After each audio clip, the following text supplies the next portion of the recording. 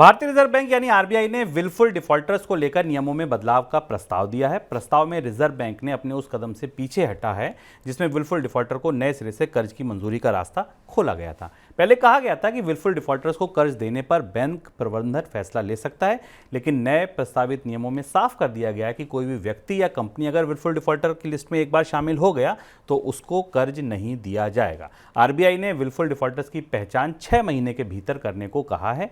प्रस्तावित नियमों पर 31 अक्टूबर तक सभी भागीदारों की राय भी मांगी गई है। सर, ऐसा क्यों करना पड़ा, इसका मतलब क्या है?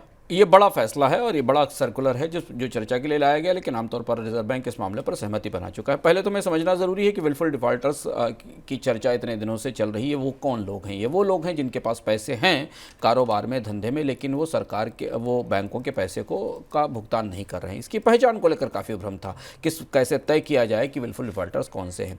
रिजर्व बैंक ने इस मामले में सारे नियम बदले हैं और काफ़ी बड़ा एक नया आर्किटेक्चर, इस तरीके के जानबूझकर बैंकों को चूना लगाने वाले जो कर्ज लेने वाले उद्योगपति, उद्यमी या बाकी लोग हैं, उनके लिए नए नियम तय किए हैं। रिजर्व बैंक को ऐसा इसलिए करना पड़ा क्योंकि सुप्रीम कोर्ट में विलफुल डिफॉल्टर्स को लेकर कुछ मामले चल रहे थे। अभी हाल में रिजर्व बैंक का एक फैसला आया था जिसने और ज़्यादा कन्फ्यूज़न पैदा किया था, जिसके बारे में शुभम ने जिक्र किया, लेकिन अब तस्वीर साफ होती दिख रही है और इसमें 2-3 महत्वपूर्ण प्रावधान जानना ज़रूरी है। पहली चीज़ तो ये कि विलफुल डिफॉल्टर्स को लेकर अब रिजर्व बैंक ने अपने दायरे में आने वाली जितनी भी बैंकिंग रेगुलेटेड एंटिटीज़ हैं उनको सबको शामिल कर लिया है। यानी अब केवल सरकारी या निजी बैंक ही नहीं, इसमें कोऑपरेटिव बैंक्स, इसमें एग्जिम बैंक, इसमें नाबार्ड के बैंक और तमाम और वित्तीय संस्थाएं भी अब विलफुल डिफॉल्टर्स की पहचान करेंगी, उन्हें घोषित करेंगी। 3 महीने के भीतर विलफुल डिफॉल्टर्स की एसेट्स को एनपीए घोषित कर देना होगा और वो घोषित रूप से एनपीए के दायरे में चली जाएंगी।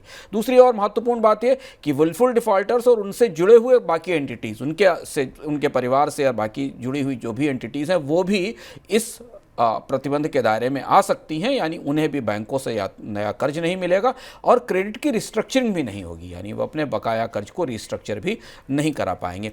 ये महत्वपूर्ण बदलाव आने वाले समय में हमें शायद, अगर ये प्रॉपरली लागू होता है, शुभम तो में दिखाएगा कि भारत के बैंकिंग सिस्टम में केवल प्रमुख बैंकों में ही नहीं, विलफुल डिफॉल्टर्स कई और जगह भी फैले हुए हैं, चाहे वो स्मॉल बैंक्स हों या वो कोऑपरेटिव बैंक्स हों, एनबीएफसीज हों, यहाँ भी विलफुल डिफॉल्टर्स की बड़ी संख्या है। दूसरी चीज़ ये कि इससे हमें यह भी पता चलेगा कि एक विलफुल डिफॉल्टर जो जानबूझकर किसी एक बैंक का कर्ज दे रहा है, वो किसी दूसरे और वित्तीय संस्था से भी कर्ज ले रहा होगा पर उसकी जानकारी उपलब्ध नहीं होगी। तो ये नया नियमों का ढांचा विलफुल डिफॉल्टर्स को लेकर आरबीआई ने विचार के लिए रखा है, लेकिन इसे शायद जल्दी लागू किया जाएगा।